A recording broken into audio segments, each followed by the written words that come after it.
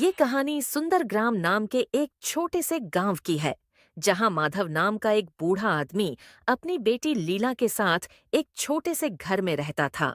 माधव बहुत ही गरीब था। वो जंगल से लकड़ियां काट कर लाता और उन्हीं लकड़ियों को बाजार में बेचकर कुछ पैसे कमाता था और उन्हीं पैसों से माधव के घर का गुजारा चलता था। माधव की उम्र अब काफी हो चुकी थी। अब उसके शरीर में इतनी जान नहीं बची थी कि वो जंगल जाकर लकड़ियां काट सके, परंतु उसे ये सब अपने बेटी लीला के लिए करना पड़ता था, क्योंकि लीला की अब शादी की उम्र हो चुकी थी। लीला बहुत ही सुंदर और होनहार थी। लीला पिता की मदद करने के लिए घर में आस पड़ोस के लोगों के लिए सिलाई बुनाई का काम कर दिया करती थी, जिससे उसकी भी थोड़ी बहुत कमाई हो जाती थी। एक दिन इसी तरह माधव अपने घर से जंगल लकड़ियां काटने जाने वाला होता है। तभी उसे लीला रोक लेती है और कहती है। पिताजी, मैंने आपसे कितनी बार कहा है कि अब आपके शरीर में इतनी जान नहीं है कि आप इतनी दूर जंगल में जाकर लकड़ी काट सके। अब आपको आराम की जरूरत है। आप घर पर रहकर आराम करिए। लीला बेटी, मैं घर पर आराम कैसे कर सकता हूँ? अगर मैं ही आराम करने लगूंगा तो हमारे घर का खर्च कैसे चलेगा? अभी मुझे तुम्हारी शादी भी तो करनी है और फिर उस सूदखोर के पैसे भी तो देने हैं। तुम नहीं जानती लीला बेटी, मुझे हर वक्त डर लगा रहता है कि कहीं वो सूदखोर पैसे लेने ना आ जाए। बेटी, वो सूदखोर बहुत ही बेरहम और फरेबी इंसान है। अगर हमने जल्दी से जल्दी उसका पैसा नहीं चुकाया तो वो हमारे साथ कुछ भी कर सकता है। पिताजी, आप ज्यादा परेशान मत होइए। भगवान कोई न कोई रास्ता हमें जरूर दिखाएंगे। और मैं भी तो सिलाई बुनाई का काम करती हूँ। आज से मैं दिन रात मेहनत करूंगी, जिससे हम उस सूदखोर के पैसे जल्द से जल्द दे सके। लीला की ऐसी बातें सुनकर माधव का मन पूरी तरह से भावुक हो जाता है और उसकी आंखों में आंसू आ जाते हैं। हाँ बेटी, मैं समझ सकता हूँ कि तुम भी मेरी मदद करना चाहती हो, परंतु मैं भी अभी इतनी जल्दी घर नहीं बैठ सकता। मैं कुछ दिन और लकड़ियां काटना चाहता हूँ। माधव फिर अपनी बेटी को किसी तरह जंगल जाकर लकड़ियां काटने के लिए मना लेता है और उससे मंजूरी ले लेता है। लीला भी अपने पिता की बातें मान जाती है और उन्हें लकड़ियां काटने की मंजूरी दे देती है। फिर क्या था, बेटी से मंजूरी मिलते ही माधव भी जंगल की ओर लकड़ियां काटने निकल जाता है। माधव दिन भर जंगल में लकड़ियां काटता है और फिर वो उन सारी लकड़ियों को बाजार में लाकर बेच देता है।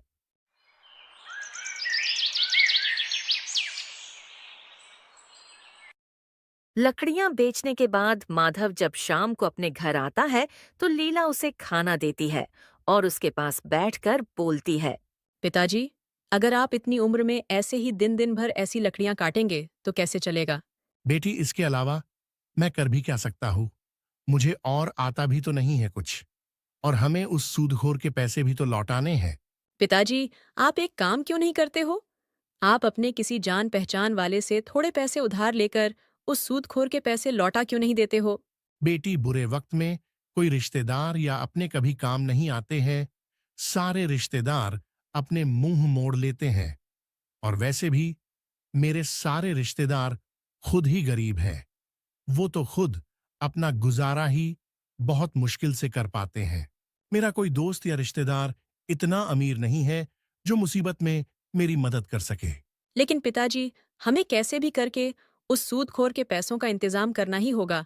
वो कल अपने पैसे लेने आएगा, और अगर हमने कल उसे पैसे नहीं दिए तो पता नहीं वो हमारे साथ कैसा सलूक करेगा। माधव अपने गरीबी के कारण बहुत ही लाचार था। उसे समझ में नहीं आ रहा था कि वो सूदखोर से अपना पीछा कैसे छुड़ाए।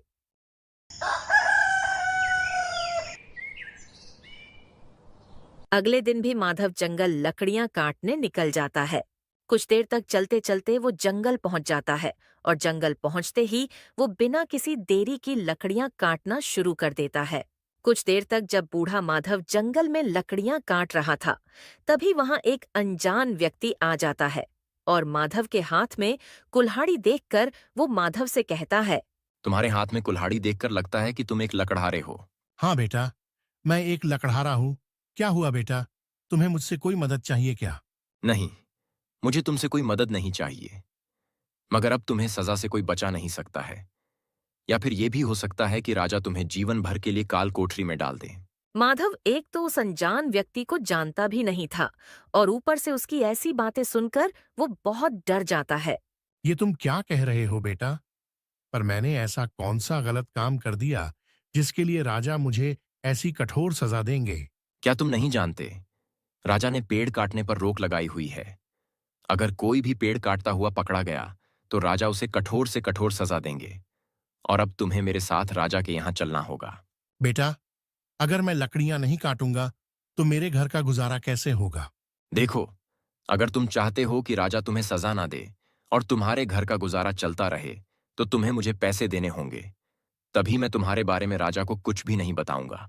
अनजान व्यक्ति की बातें सुनकर माधव की आंखों में आंसू आ जाते हैं, जिन्हें देखकर गोपाल कहता है। अब तुम रो क्यों रहे हो? रोने धोने से काम नहीं चलेगा। पैसे से काम चलेगा, सिर्फ पैसे से। अगर तुम चाहते हो कि राजा तुम्हें सजा ना दे तो तुम्हें पैसे तो देने ही होंगे। बेटा, पैसे तो मेरे पास नहीं है। अगर तुम चाहते हो तो मुझे राजा के पास ले जा सकते हो। क्या तुम्हें सजा से डर नहीं लगता, जो तुम थोड़े पैसों के लिए अपनी जान जोखिम में डाल रहे हो? माधव अपनी सारी बातें उस अनजान व्यक्ति को बताता है। बेटा, मेरे घर में मेरी एक बेटी भी है और मुझे उसकी शादी भी करवानी है, और उससे पहले मुझे एक सूदखोर के पैसे भी देने हैं। अगर मैंने उस सूदखोर के पैसे नहीं दिए तो वो सूदखोर मेरी जान भी ले सकता है। अब तुम ही बताओ बेटा, मैं क्या करूं?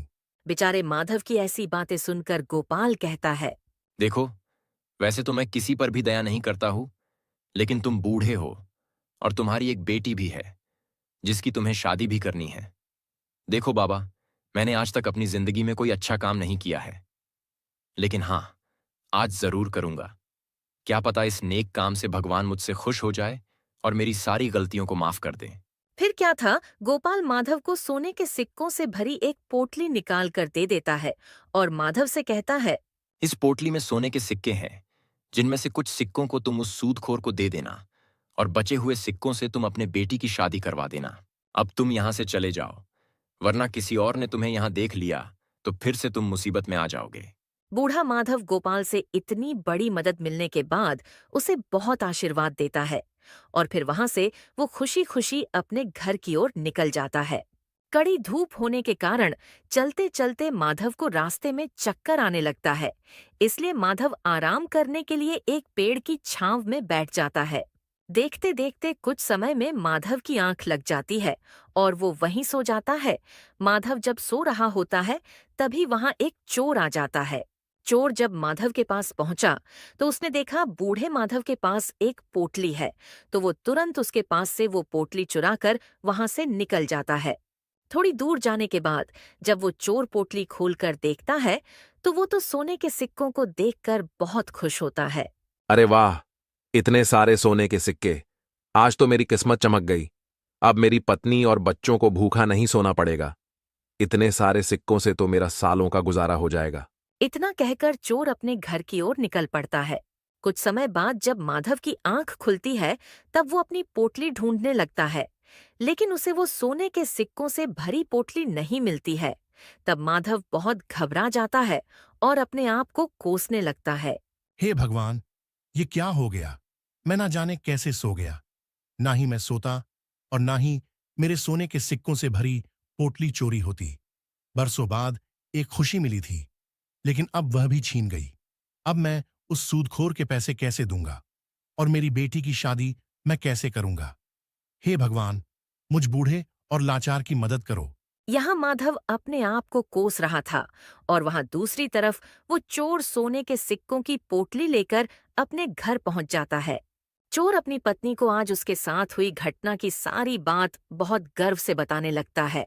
तुम मुझे हमेशा कोसती रहती थी ना कि मैं कुछ काम नहीं करता हूं, तो लो, आज तुम देखो मैंने कितना बड़ा काम किया है। ये देखो, सोने के सिक्कों से भरी पोटली। इस पोटली में इतने सिक्के हैं कि इन सिक्कों से हमारा कम से कम 4-5 साल का गुजारा तो आराम से हो जाएगा। अब मुझे कोई भी काम ढूंढने की या करने की जरूरत नहीं पड़ेगी। आप इतने सारे सोने के सिक्के कहाँ से लाए हो? तुम्हारी ये सवाल करने की आदत कब जाएगी? मैं इतने सारे सोने के सिक्के कहाँ से लाया हूं या किससे लाया हूं, ये जानकर तुम्हें क्या करना है? तुम आम खाओ गुठलियां क्यों गिन रही हो? मुझे जानना है कि आप इतने जल्दी इतने सारे सोने के सिक्के कहाँ से लाए। कहीं आप ये सोने के सिक्के कहीं से चुरा कर तो नहीं लाए? तुम्हारी ये बहस करने की आदत कब जाएगी? हाँ, मैं ये सोने के सिक्के चुरा कर लाया हूं। एक बूढ़ा आदमी पेड़ के नीचे सो रहा था। उसी के पास से मैं ये सोने के सिक्कों से भरी ये पोटली चुरा कर लाया हूं। क्या कहा आपने? आप अब चोरी भी करने लगे हो? क्या आप दूसरों को तकलीफ देकर खुद खुश रहना चाहते हैं? वो बेचारा बूढ़ा गरीब आदमी न जाने किस हाल में होगा, न जाने उसने ये सोने के सिक्के किस काम के लिए रखे होंगे, और आप उन सिक्कों को चुरा कर ले आए। अरे वो बूढ़ा आदमी गरीब नहीं है, बल्कि एक पैसे वाला आदमी है। ये आपको कैसे पता कि वो पैसे वाला आदमी है? क्या आप उसे जानते हैं? नहीं, मैं नहीं जानता उस आदमी को, पर वो गरीब नहीं हो सकता, क्योंकि कोई भी गरीब आदमी इतने सारे सोने के सिक्कों से भरी पोटली ऐसे ही अपने पास रखकर जंगल में ऐसे ही बेफिक्र होकर किसी पेड़ के नीचे सो नहीं सकता है। मुझे इस बात से कोई फर्क नहीं पड़ता कि वो बूढ़ा आदमी गरीब है या अमीर। बस हमें किसी की खून पसीने की कमाई नहीं चाहिए। इसलिए आपको उसको उसकी ये पोटली लौटानी होगी। तुम ये कैसी बेवकूफों वाली बातें कर रही हो? अब मैं उस बूढ़े आदमी को कहाँ कहाँ जाकर ढूंढूंगा? तुम तो एकदम ही सठिया गई हो। मुझे कुछ नहीं पता। आपको उसको तलाश करना ही पड़ेगा और उसे ये पोटली लौटानी होगी। मुझे एक समय के लिए भूखा रहना मंजूर है, पर किसी और के हक की रोटी मैं नहीं खा सकती हूँ। आपको अपने पत्नी और बच्चों का पेट मेहनत मजदूरी करके भरना चाहिए, न कि चोरी करके। ठीक है, मुझे पता है कि तुम नहीं मानोगी। मैं जाकर उस बूढ़े व्यक्ति को ढूंढूंगा और उसको उसकी ये पोटली लौटा दूंगा। मैं कल सुबह ही घर से जल्दी निकल जाऊंगा और उस बूढ़े व्यक्ति की तलाश करूंगा और उसे ये लौटा दूंगा। ठीक है, पर याद से कल कहीं कोई बहाना मत मारने लग जाना। यहाँ चोर वो सोने के सिक्कों वाली पोटली लौटाने तैयार था और वहां बड़ी मायूस हालत में माधव अपने घर पहुंच जाता है। अपने पिता को इतने मायूस देखकर लीला कहती है, क्या हुआ पिताजी, कहाँ रह गए थे? आज आपको घर आने में कुछ ज्यादा ही देर हो गई। मैं कब से आपका इंतजार कर रही थी। लीला के इतने सारे सवाल सुनकर भी माधव कुछ नहीं कहता है और लीला भी अपने पिता की इतनी चुप्पी देखकर और परेशान हो जाती है। क्या हुआ पिताजी? कुछ तो बोलिए, क्या हुआ है? कुछ बोलते क्यों नहीं? जंगल में कुछ हुआ है क्या आपके साथ? अब लीला को इतने परेशान होते देख माधव बोलना शुरू करता है। माधव आज की जंगल वाली पूरी कहानी लीला को बता देता है। जब माधव लीला को सारी बात बता रहा होता है, इसी बीच वो सूदखोर अपने पैसे लेने माधव के घर पहुंच जाता है। सूदखोर को देखकर माधव और लीला दोनों बहुत घबरा जाते हैं। माधव, तूने आज मेरे पैसे देने का वादा किया था। चल अब जल्दी से मुझे मेरे पैसे दे। माधव सूदखोर को देखकर डरा हुआ तो था, पर किसी तरह डरते डरते उसने सूदखोर से कहा, हाँ सेठ जी, मैंने आपके पैसों का इंतजाम कर लिया था, पर आज जंगल में किसी ने मेरे सोने के सिक्कों की पोटली को चुरा लिया। माधव से सोने के सिक्कों की बात सुनकर सूदखोर उसे चिल्लाने लगता है। तूने मुझे बेवकूफ समझाया क्या कि तू मुझसे झूठ बोलेगा और मैं तेरी ये फालतू की बातें मान लूंगा? अरे तेरे जैसे मुझे 50 मिलते हैं झूठ बोलने वाले। अब जल्दी से मुझे मेरे पैसे दे दे और मेरा समय मत बर्बाद कर। नहीं सेठ जी, मैं झूठ नहीं बोल रहा हूँ, मेरा विश्वास कीजिए, किसी ने मेरे सोने के सिक्कों से भरी पोटली चुरा ली है। अच्छा, तो तेरे पास वो सोने के सिक्कों से भरी पोटली कहाँ से आई थी? जरा मुझे भी तो पता चले। आखिर तू बुढ़ापे में ऐसा क्या करता है जो तुझे सोने के सिक्कों से भरी पोटली मिल गई? माधव सूदखोर की इतनी कड़वी कड़वी बातें सुनकर भी चुप रहता है। वो सूदखोर की बातों का कोई जवाब नहीं देता है और उसे इतना चुप देखकर सूदखोर कहता है, अब चुप क्यों है, कुछ बोलता क्यों नहीं है? कि तेरे पास वो सोने के सिक्कों से भरी पोटली कहाँ से आई थी? तुझे बुढ़ापे में झूठ बोलते शर्म नहीं आ रही है? तू ऐसे नहीं मानेगा। तू एक काम कर, मेरे साथ राजा के पास चल, अब वही तेरा फैसला करेंगे। सूदखोर माधव को अपने साथ राजा के पास ले जाने लगता है। रास्ते में जब कुछ लोग सूदखोर को देखते हैं तो वो आपस में बातें करने लगते हैं। देखो भाई, ये सूदखोर बेचारे बूढ़े माधव चाचा को राजा के पास लेकर जा रहा है। देखना भाई, जितना ये गरीब लोगों को परेशान कर रहा है, भगवान भी इसे उससे ज्यादा तड़पाएंगे।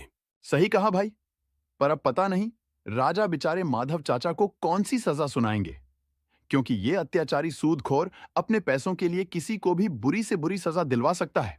कुछ देर बाद सूदखोर माधव को अपने साथ लेकर राजा के दरबार में पहुंच जाता है और पहुंचते ही राजा से कहता है, महाराज, इस माधव ने मुझसे पैसे लिए थे और अब मुझे पैसे नहीं दे रहा है और ऊपर से मुझसे झूठ बोल रहा है कि कोई इसके सोने के सिक्कों की पोटली चुरा कर ली गया है।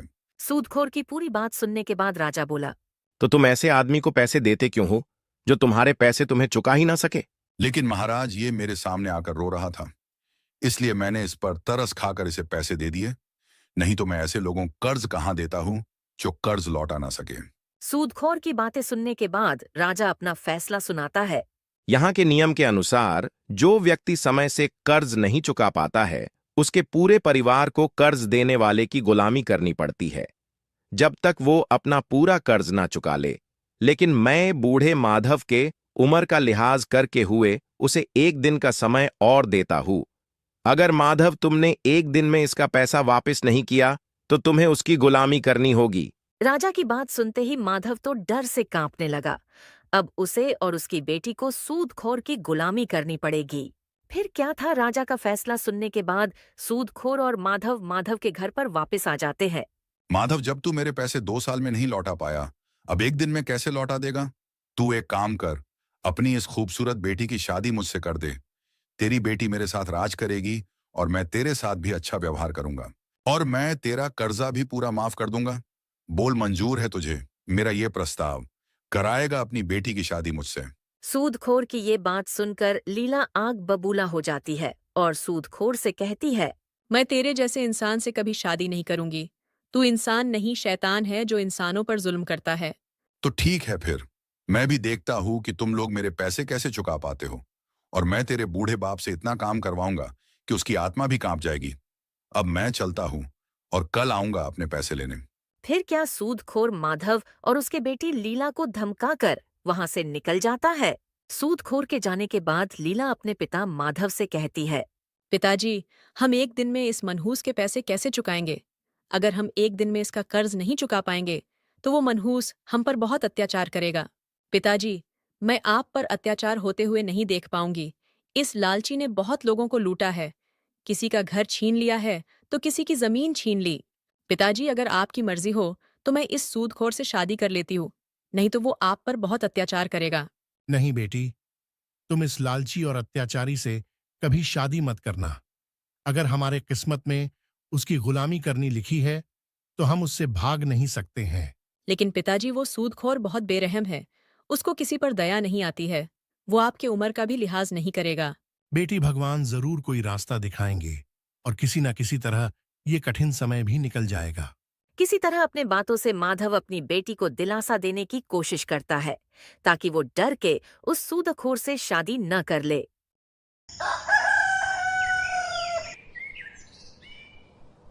अगली सुबह वो चोर उस बूढ़े व्यक्ति की तलाश करके उसे उसकी वो पोटली लौटाने के लिए घर से जल्दी निकल जाता है और माधव भी अपने घर से सुबह सुबह जंगल से लकड़ियां काटने निकल जाता है। माधव जंगल की ओर जाते जाते उसी पेड़ के पास पहुंचता है और पेड़ के पास रुककर बोलने लगता है, काश कल के दिन मैं नहीं सोया होता तो आज मेरे और मेरी बेटी को इतनी मुसीबतों का सामना नहीं करना पड़ता।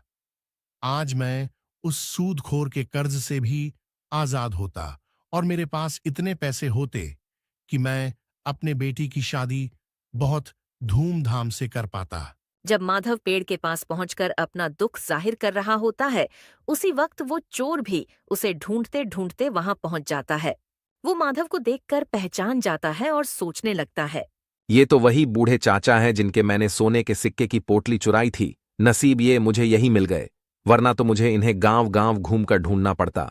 वो तुरंत माधव के पास पहुंच जाता है और उससे कहता है, चाचा, आपको देखकर लग रहा है कि आप किसी बड़े मुसीबत में हैं।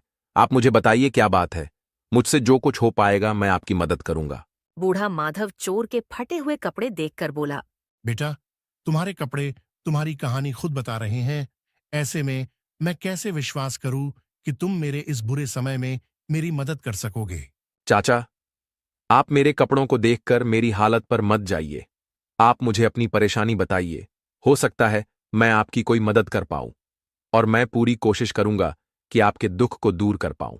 बेटा, 2 साल पहले मैंने एक सूदखोर से पैसे लिए थे, लेकिन मैं अभी तक उसका कर्ज नहीं चुका पाया और अब तो मुझे राजा का आदेश मिल गया है कि अगर आज शाम तक मैंने उसका कर्ज नहीं चुकाया तो मुझे और मेरी बेटी को उसकी गुलामी करनी पड़ेगी।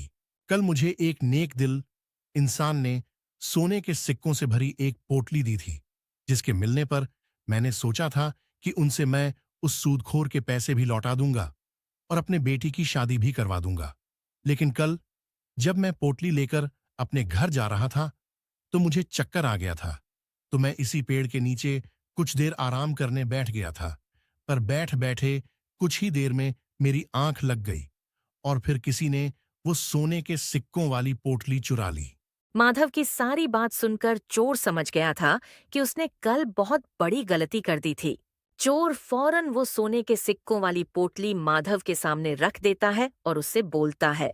चाचा, कहीं ये आपकी पोटली तो नहीं है? हाँ बेटा, यही तो है वो पोटली। बेटा, लेकिन ये तुम्हारे पास कहाँ से आ गई? इसे तो कोई चुरा कर ले गया था। चाचा, वो कल ये पोटली आपके पास से मैं ही चुरा कर ले गया था।